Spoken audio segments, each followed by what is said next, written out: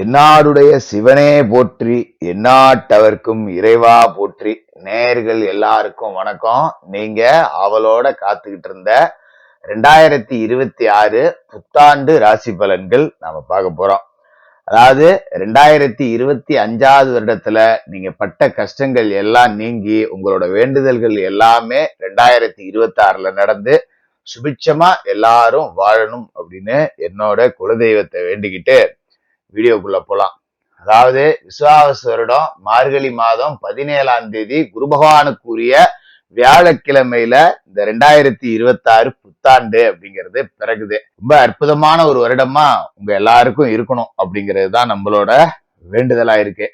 இந்த ஆண்டு கிரக நிலைகள் அப்படின்னு பாத்தீங்கன்னா, அதாவது ரொம்ப முக்கியமான விஷயம் அப்படிங்கிறது குரு பகவானோட இருப்பிடம் அப்படிங்கிறது. குரு பகவான் வருடம் பிறக்கும் போது மிதுன ராசியில இருக்காரு. ஜூன் மாசம் 2ஆம் தேதி கடகராசிக்கு போய் உச்சமடைய போறார். அப்ப குரு உச்சமடையறதால ஜூன் மாசத்துக்கு பிறகு சகல விதமான நல்ல சம்பவங்கள் அப்படிங்கிறதும் நடக்கும் எல்லா ராசிக்காரர்களுக்கும்.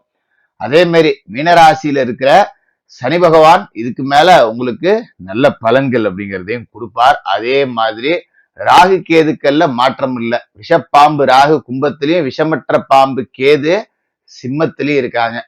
டிசம்பர் மாசம் 5ஆம் தேதி தான், அதாவது வருட கடைசியில தான் ராகு கேது பயிற்சி இருக்கு அப்படிங்கிறதால அதுல பெரிய மாற்றம் அப்படிங்கிறது இந்த ஆண்டுல இருக்க போறதில்ல. சரி, இந்த 2026 புத்தாண்டு உங்களுக்கு என்ன கொடுக்குதுன்னு பார்ப்போம். கும்பராசி நேயர்களே, உங்களுக்கு இந்த 2026 புத்தாண்டு எப்படி இருக்கு அப்படின்னு பார்த்தோம்னா, 2026வது 2027வது எப்படியோ போயிட்டு போகுது போங்க அப்படிங்கிற மாதிரி ஒரு சலிப்போட தான் நீங்க இந்த வருஷத்துக்குள்ளேயே வருவீங்க. ஏன்னா 2025 அப்படிங்கிறது உங்களை அந்த அளவுக்கு படாத பாடுபடுத்திருச்சு. அதாவது விரயசனி முடிஞ்சு, ஜென்மசனி முடிஞ்சு, இப்ப பாத சனி அப்படிங்கிறதுல நீங்க ஓட்டிக்கிட்டு இருப்பீங்க.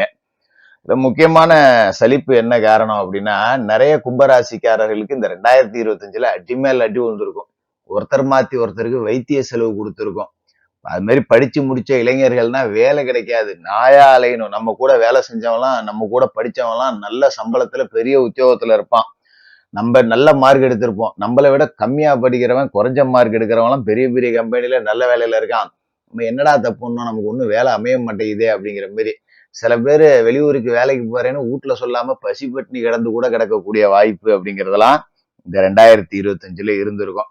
படுக்க இடம் இல்லை, ஒரு நல்ல துணிமணி போட முடியல, ஒரு அழுக்கு, ஒரு பரதேசம் போன மாதிரி வாழ்க்கை அப்படிங்கிறது ஓடிக்கிட்டு இருக்கு அப்படிங்கிற மாதிரி இருந்திருக்கும்.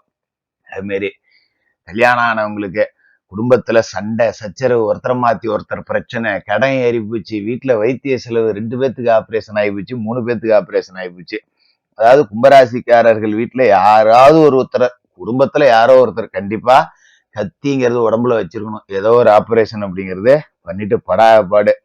சில பேருக்கு முதல்ல ஒரு ஆபரேஷன் பண்ண அது சரியாகல, திரும்ப ஒண்ணு பண்ணணுங்கிறாங்க. அந்த அளவுக்குலாம் ஓடி இருக்கும்.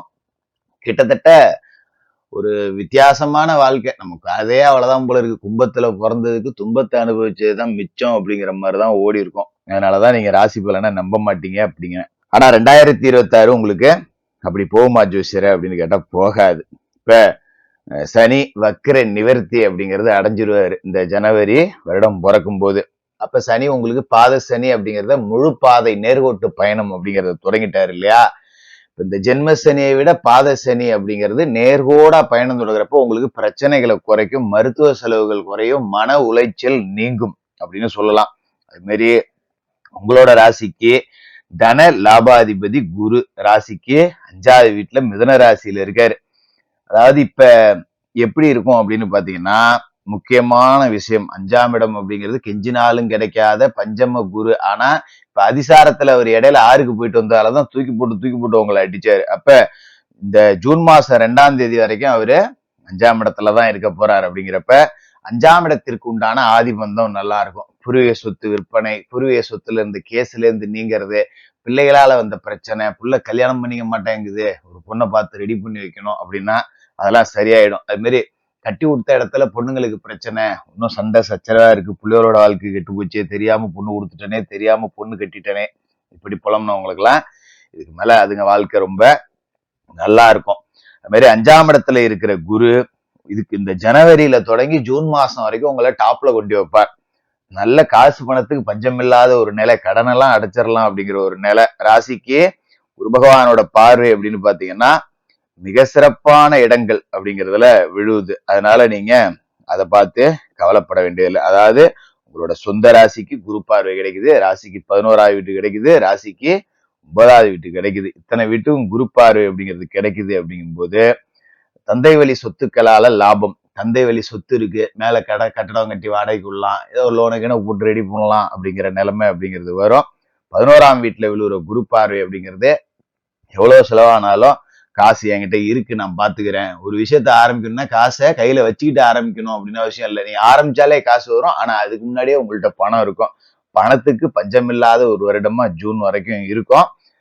ஜூன் மாசத்துக்கு பிறகு பாத்தீங்கன்னா குரு பகவான் பயிற்சி ஆயிடுறாரு, கடகத்துக்கு போய் உச்சமடைவார். உங்களோட ராசிக்கு 6வது வீட்டுக்கு போயிடுறார். 6ல் குரு அப்படிங்கிறது ஊரில் பகை. அடுத்தவங்க விஷயத்துல நாம தலையிடாம இருந்துக்கிறது நல்லது. அப்ப குரு பாத்தீங்கன்னா உங்களோட ராசிக்கு 2வது வீட்டை பார்ப்பார், 10வது வீட்டை பார்ப்பார், 12வது வீட்டை பார்ப்பார். அப்ப 2ஆம் இடத்துல குரு பார்வை அப்படிங்கிறது விழுவதுனாலே காசு பணம் வரும், குடும்பம் நல்லா இருக்கும். இப்ப குடும்பத்துல இருக்கிற பிரச்சனை எல்லாமே சரியாயிடும், காசு பணம் நல்லபடியா இருப்பீங்க. 10ஆம் இடத்துல குரு பார்வை விழுதுங்கிறப்ப தொழில் தொடங்கலாம் ஜூன் மாசத்துக்கு பிறகு.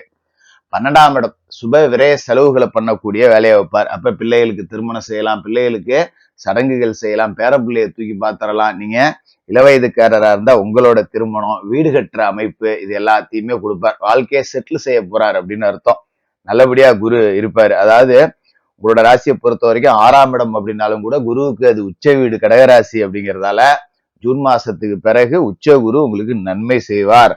சனி பாத சனியா இருந்து இத்தனை வருஷமா உங்களை போட்டு அடிக்கலாம், கொஞ்சம் மருந்து தரை கொடுப்பார். பட்டபாட்டுக்கு பலன் அப்படிங்கிறத சனி பகவான் இதுக்கு மேல கொடுக்க ஆரம்பிப்பார். கவலைப்பட வேண்டியதில்லை. ஜென்மத்துல ராகுவும் கலத்திரத்துல கேதுவும் இருக்காங்க. இதுதான் பெரும்பாலும் பாத்தீங்கன்னா வீட்டுல ஒருத்தருக்கு மாத்தி ஒருத்தருக்கு சர்ப்பதோஷ பிடியில சிக்கி இருக்கிறதால வைத்திய செலவு, தேவையில்லாத விபத்துகள் ஏற்படுறது, தேவையில்லாம கைகாலில் அடிபடுறது, இதெல்லாம் நடந்திருக்கும். இதுக்கு நீங்க ஒரு யோக பலம் பெற்ற ஒரு நன்னாள்ல சர்ப்பசாந்தி பரிகாரம் பண்ணீங்க. குலதெய்வ வழிபாடு தான். குலதெய்வ கோயிலுக்கு போய் வருஷ பிறப்பு அன்னைக்கே உளுந்துருங்க, குலதெய்வத்தை சரணடைஞ்சிருங்க, அதுதான் உங்களுக்கு நன்மை. அது மாதிரி குலதெய்வ கோவில்ல புத்து இருக்கும், அங்க போயிட்டு நீங்க வணங்கிட்டு வாங்க, அது ஒரு நல்ல பரிகாரம். முடிஞ்சா காளகஸ்தி, திருநள்ளாறு, கீழப்பெரும்பள்ளம் இந்த தலங்களுக்கெல்லாம் போய் வணங்கிட்டு வாங்க.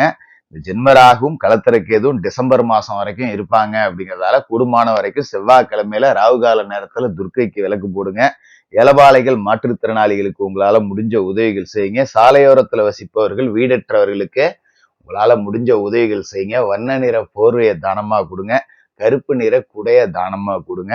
இந்த வருடம் அப்படிங்கிறது இத்தனை வருஷமா நீங்க பட்ட கஷ்டத்துக்கு எல்லாத்துக்கும் பலன் கொடுக்கக்கூடிய வருடமா இருக்கும். கும்பராசிக்காரர்களுக்கு வாழ்த்துக்கள்.